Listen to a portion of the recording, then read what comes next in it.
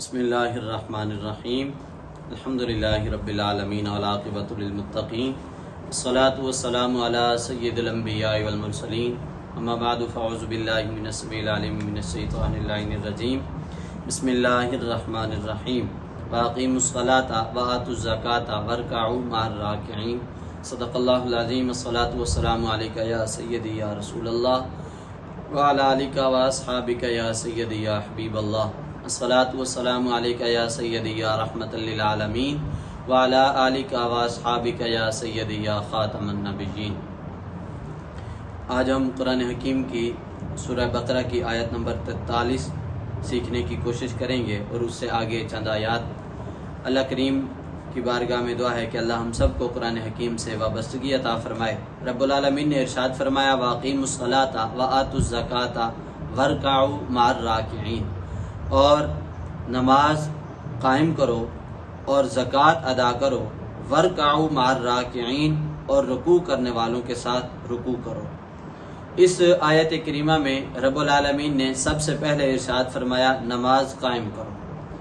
ایک بات یہاں پر بہت ضروری، رب العالمین نے قرآن حکیم کے اندر جہاں بھی نماز کا حکم دیا ہے وہاں پر ارشاد فرمایا ہے وَأَقِیمُوا الصَّلَاةَ، نماز کو قائم کرو۔ رب العالمین نے ارشاد فرمایا نماز قائم کرو، یہاں پر مفسرین کرام نے یہ بات لکھی ہے، فرماتے ہیں کہ نماز قائم کرنے سے مراد یہ ہے کہ نماز کو صحیح ادا کیا جائے۔ نماز کے وہ باطنی لوازمات جو رب العالمین نے ہم پر ضروری کیے ہیں ان کو دیکھا جائے اور ان کے مطابق نماز ادا کی جائے، نماز قائم کی جائے۔ نماز ادا ہر کوئی کرتا ہے، قائم کوئی کرتا ہے، اس لیے رب العالمین نے ارشاد فرمایا وَأَقِیمُوا الصَّلَاةَ، نماز قائم کرو، وَآتُوا الزَّکَاةَ، اور زکوٰۃ ادا کرو۔ زکوٰۃ کا بہت بڑا اہم معاملہ ہے، یہ بات ہمیشہ ذہن میں رہے۔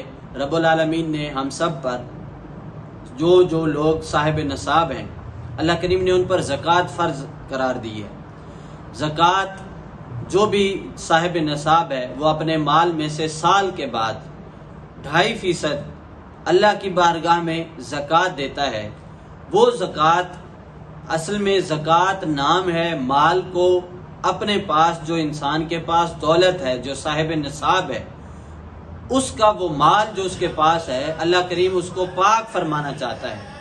اس کو پاک کرنے کے لیے رب العالمین نے زکوٰۃ فرض قرار دی ہے، اور آگے ارشاد فرمایا وَارْکَعُوا مَعَ الرَّاکِعِینَ، اور رکوع کرنے والوں کے ساتھ رکوع کرو، یعنی نماز جو ہے وہ جماعت کے ساتھ پڑھا کرو۔ یہاں جماعت کو فرضیت کے ساتھ قرار دیا گیا ہے۔ قرآن کریم کا حکم ہے کہ نماز کو جماعت کے ساتھ پڑھا کرو۔ اسی آیت کریمہ کے اس حصے سے رب العالمین نے نماز کو جماعت کے ساتھ قائم کرنے کا حکم ارشاد فرمایا ہے۔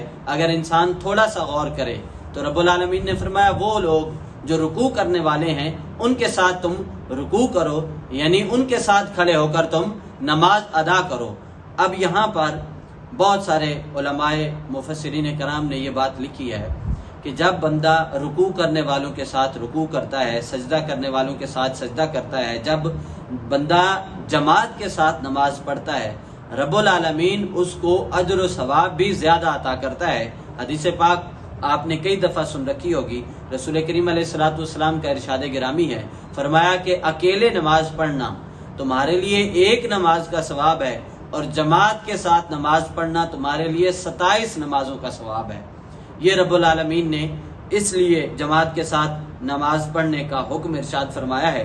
آگے ارشاد فرمایا أَتَأْمُرُونَ النَّاسَ بِالْبِرِّ وَتَنْسَوْنَ أَنفُسَكُمْ وَأَنْتُمْ تَتْلُونَ الْكِتَابَ أَفَلَا تَعْقِلُونَ، فرمایا کہ کیا تم حکم کرتے ہو دوسروں کو نیکی کا، أَتَأْمُرُونَ النَّاسَ، کیا تم حکم دیتے ہو دوسرے لوگوں کو نیکی کا، وَتَنْسَوْنَ أَنفُسَكُمْ، اور اپنے آپ کو بھلا دیتے ہو، وَأَنْتُمْ تَتْلُونَ الْكِتَابَ، حالانکہ تم کتاب پڑھتے ہو، افلا تعقلون، فرمایا کیا تمہارے اندر اتنی عقل نہیں ہے؟ اگر انسان اس آیت کریمہ پر غور کرے تو رب العالمین نے ارشاد فرمایا کہ کیا تم دوسرے لوگوں کو تو نیکی کا حکم دیتے ہو، دوسرے لوگوں کو تو تم بتاتے ہو کہ یہ کام کرو، خود اپنے آپ کو کیوں بھول جاتے ہو؟ یہاں پر ایک حدیث پاک کا ایک مفہوم اور مختصراً عرض کرنا چاہتا ہوں۔ رسول کریم علیہ الصلوۃ والسلام نے ارشاد فرمایا قیامت والے دن اللہ کریم سب سے پہلے ایک قاری قرآن کو بلائے گا جو قرآن پڑھنے والا ہوگا. رب العالمین فرمائے گا تو نے قرآن اس لیے پڑھا تھا کہ لوگ تجھے قاری کہیں، لوگ کہیں کہ یہ بڑا اچھا قرآن پڑھتا ہے، لوگ کہیں کہ یہ بڑا خوبصورت قرآن پڑھتا ہے، اس کی آواز بڑی اچھی ہے، اس کا انداز بڑا اچھا ہے. لیکن اگر قرآن پر عمل نہیں کیا ہوگا تو رب العالمین نے فرمایا وہ جو لوگوں نے جس کے لیے تو نے کام کیا تھا، جس کے لیے تو نے محنت کی تھی کہ لوگ تجھے اچھا کہیں، لوگ تجھے اچھا قاری کہیں، لوگ تجھے قرآن پڑھنے والا کہیں، خوبصورت پڑھنے والا کہیں، تو وہ لوگوں نے کہہ دیا اب تیرے لیے کوئی اجر نہیں ہے. اسی طرح ایک سخی کو لایا جائے گا. حضور نے فرمایا کہ سخی رب کی بارگاہ میں کھڑا ہوگا، رب فرمائے گا کہ تو نے مال اس لیے خرچ کیا تھا کہ لوگ تجھے بڑا سخی کہیں، لوگ کہیں کہ تو بڑا مال خرچ کرنے والا اللہ کی راہ میں، تو لوگوں نے تجھے کہہ دیا وہ تیرے لیے اجر کافی ہے، اب یہاں تیرے لیے کوئی اجر نہیں ہے. اسی طرح ایک شہید کو لایا جائے گا. رب العالمین فرمائے گا کہ تو نے شہادت اس لیے حاصل کی تھی کہ لوگ تجھے شہید کہیں، لوگ کہیں کہ یہ اللہ کی راہ میں شہید ہوا تھا، اس نے اللہ کی راہ میں جان قربان کی تھی، لوگوں نے تجھے کہہ دیا وہ تیرے لیے کافی ہے، اب آخرت میں تیرے لیے کوئی جزا نہیں ہے.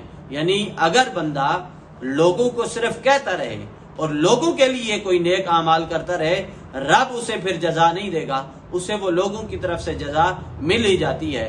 رب کے لیے اگر جزا کے لیے رب کی بارگاہ سے جزا حاصل کرنے کے لیے، اس کی رضا حاصل کرنے کے لیے اگر نیک کام کرنے ہیں تو پھر اسی کو راضی کیا جائے، نہ کہ لوگوں کو راضی کیا جائے. اس لیے رب العالمین نے فرمایا وَتَنْسَوْنَ أَنفُسَكُمْ، لوگوں کو تو تم نیکی کا حکم دیتے ہو، اپنے آپ کو بھلا دیتے ہو.